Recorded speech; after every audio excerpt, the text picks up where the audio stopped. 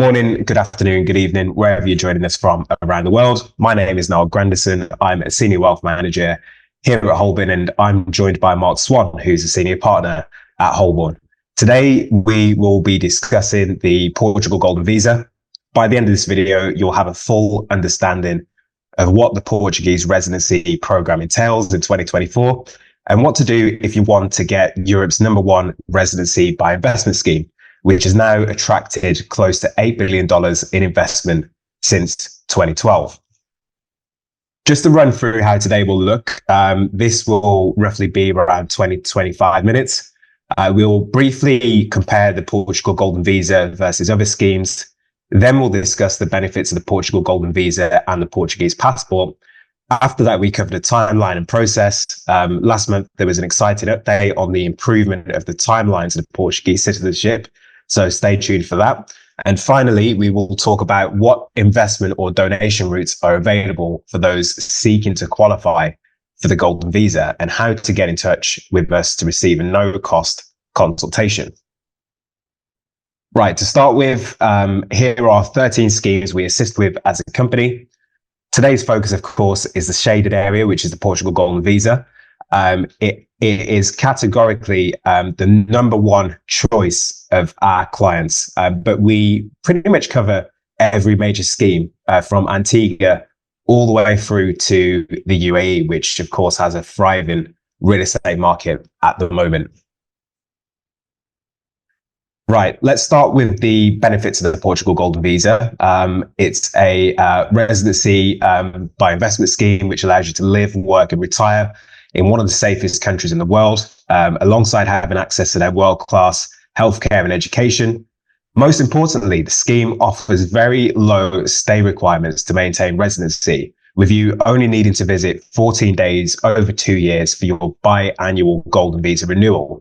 And for most applicants who are aiming to receive the coveted Portuguese passport, at the end of the program, the only amount of days you need to visit Portugal over a 5-year period is 35 days, which of course works out to be on average just 1 week per year. This makes it a very passive route to attaining EU citizenship with no tax residency required.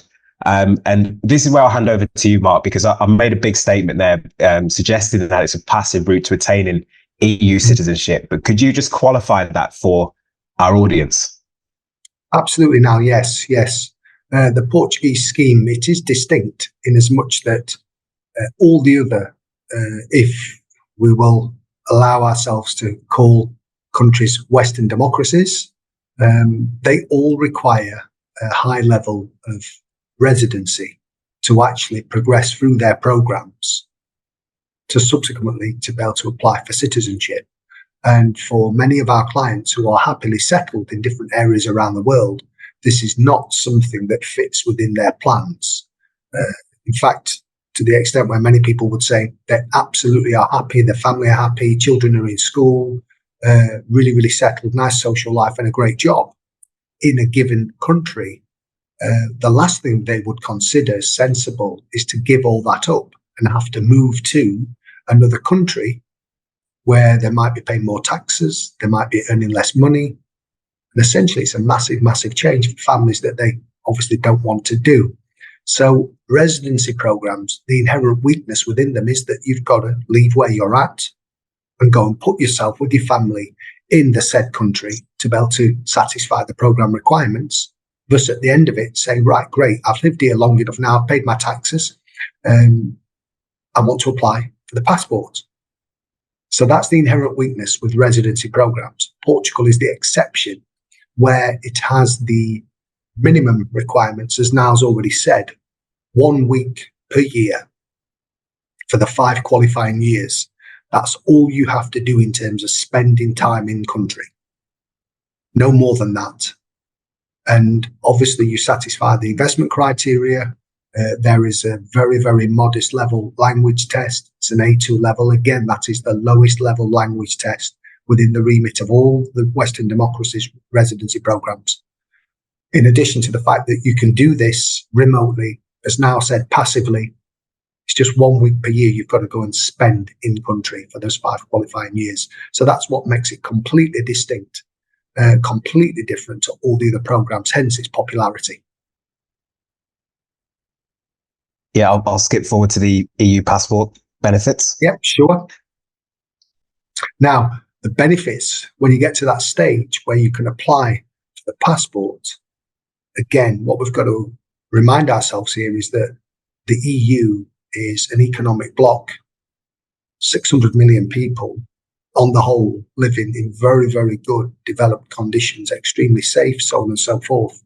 So not only upon attainment of the Portuguese passport do you get full citizenship rights within that country, but those rights apply to all 27 member states within the EU. So it's the equivalent of getting 27 passports. It's fantastic. And those benefits that you can see there, the right to live, retire, work, study for your children, and open a business for the entrepreneurs amongst you, anywhere within that group of 27 countries. It's absolutely fabulous. It literally is life-changing. It's not just the prospect of thinking, right, I want a second passport in a really good, safe country. You get those rights applied across the whole of the EU. It's fabulous. Now, on the actual process itself, when we talk about the program, it's often termed a 5-year program, which strictly speaking is true. But on a pragmatic level, it's important to point out that there is some beginning time and some end time to consider so that you really do understand what the program looks like going through it. So the reality is when people apply, there's always a process at the beginning, which sensibly we might just refer it to paperwork time, where the clients have to gather all the required documentation together. And for most families, as expats, they would say, okay, well, maybe we have some documents at home, back in our home country. Maybe we've got some documents in the country where we now live. And in terms of, getting a proof of address or police record clearance in different countries where they've lived, it can take a while for some families to get all this together. And you'll see there, that's why we say months 1 to 3, we're talking about the application process, putting everything together, getting the application put into the Portuguese government. Now, you'll see there again where it says year 1, Golden Visa approved. Now, when you get your Golden Visa, essentially that visa is a renewable one, and it's renewable in years 2 and year 4 as well. Very unlikely that you would renew it again after a further 2 years, because at that stage you would have applied for the passport or permanent residency. But the process of the 5 years from submission going through to the end of those 5 years is simplistic. You've got your language test to satisfy for all applicant members, and you've got to go and spend the required 7 days per year, again, for all people in the application. One particular challenge that's existed throughout the last few years is, as we've realized, the Portuguese program has become, to some extent, a victim of its own success, whereby the amount of applications has gone up and up and up, and the infrastructure within the Portuguese government didn't go up with it. So it caused a backlog. And that's been the source of much frustration, whereby months 1 to 3, we get the application in, everything's submitted, that's all fine. But then there's been a waiting period. In years gone by, when this was launched as a program, 2012, it used to take around 6 months to get the Golden Visa issued. In recent years, that time has expanded up to between 12 and 18 months, just literally because of the amount of applications. Now, that's great news in terms of thinking, is this program tried and tested? Is it popular? Absolutely. But the downside is the waiting times. Now, something very, very exciting has happened recently in the last couple of months. The Portuguese government has announced legislation that's going to be enacted on March the 9th. It's essentially going to be signed off by their president. And when it's signed off, we'll be able to announce clearly that that time that has been spent waiting, as it were, in a queue, waiting for your Golden Visa to be issued, will now be incorporated into the 5-year program, which is fabulous. Because again, it's all about transparency. We have had clients who are waiting between 12 and 18 months for their Golden Visa to be issued, which is incredibly frustrating. And the good news now, many of those clients are saying, thank goodness, as long as the law gets enacted as the legislative body has said this is what it will do, so it should just happen, it should be a sign-off on March the 9th, then all that waiting period will not now be downtime. It won't be wasted. It will actually count towards the 5 years, which is fantastic, of course. So that's really, really good. We don't want to rubber stamp that just yet. We've got a couple of 3 weeks to wait until March the 9th, and then it will be rubber stamped. And that, as I say, that's going to be fabulous as well. Essentially takes a whole load of time from the process and gets you to the end goal a lot quicker. And the end goal, of course, is getting to the stage where after satisfying those 5 years, you can apply then for full citizenship with a passport or permanent residency. And just a note there, people say, why would you not apply for citizenship? Well, some people from some countries are not allowed to hold dual passports. So for those people, it's often a pragmatic step where they apply for permanent residency and they get that, and then they sit on it and they wait until the time's right for them to actually give up their home country passport and then make the move in the future. So the alternative's there at the end of the programme. But that's it. In terms of problems with this, it's been so popular, there's that much data, it's absolutely tried and tested, and it works, does what it says on the tin, as it were. Thanks, Mark. Thanks for covering that. So that's the citizenship timeline taken care of. In terms of how one can apply for the scheme and what the requirements are, there's currently 4 routes you can take. There's been a bit of a change for our audience that's been following since 2023 or before that. Previously, there were 2 options. There was a real estate option, which was closed on the 7th of October. But alongside that, the option to place 1.5 million euros into a Portuguese bank account was also removed.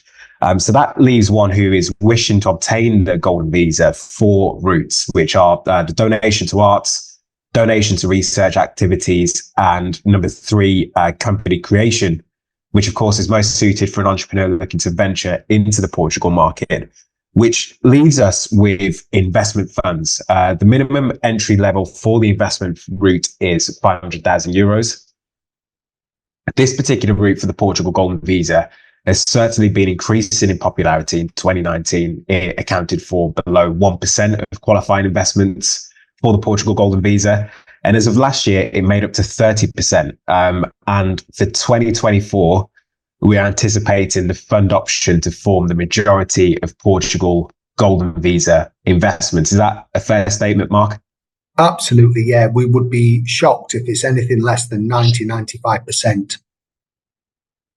Yeah, perfect. And as you see, there's a very strict set of criteria for one who is looking to go down the investment fund route, which is it must have an investment maturity of at least 5 years, which is, of course, in line with the length of the program. At least 60% of the underlying assets of the fund invest into Portuguese companies. And finally, it's incorporated under Portuguese law and regulated by the CMVM, which is Portugal's regulator. Think about the SEC, FCA, it's that equivalent. And of course, these stipulations can present its challenges given the geographical and asset class concentration. But this is where we have an advantage here at Holborn as one of the only wealth management firms in the space specializing in the Portugal Golden Visa. With our background and expertise in financial services, we can help our clients navigate this tricky field and assist them in securing the Portugal Golden Visa, which brings me on quite nicely to who we are as a company. We've been operating in the international wealth management space for over a quarter of a century now, amassing over 3 billion in assets under management, looking after over 20,000 clients across our 20 offices globally. We added citizenship and residency by investment schemes as part of our suite of services for our high net worth clients a few years ago. Since then, it's gone from strength to strength. We've facilitated alternative passports and residency schemes now for over 2,000 clients, attracting we've got a huge focus in the Portugal space, I should say. Last year, processing over 10% of all global applications, making us the number 1 agent for the Portugal Golden Visa. And yeah, that wraps us up there. So unless you've got anything else to add that you think our audience could benefit from, here are our details to get in touch, Mark. only just, I suppose, just to repeat what you said now, the fact that our success in this space has been a result of many of our clients saying they don't want to move. They acknowledge the other schemes available, but they want to stay where they are currently living. And as a result of that, we've ended up focusing, not exclusively, but primarily upon the Portuguese Golden Visa, and our expertise and our focus has gone hand in hand. And it's been very, very good for us and our clients. Of course, yeah, we've ended up where we're absolutely confident, to say that we're the leading provider of the Portuguese Golden Visa, based on statistics, numbers of cases, success rate of applications. So yeah, very, very positive that we can do a very, very good level of service with this program. Perfect. Thanks, Mark. That's a brilliant summary. So yeah, just as a reminder, there's many ways to get in touch. You can send us an email. You can send us a line on WhatsApp. Please choose me over Mark. And or you can alternatively scan the QR code, which books you in directly in for a meeting with us. So we do really look forward to hearing from you.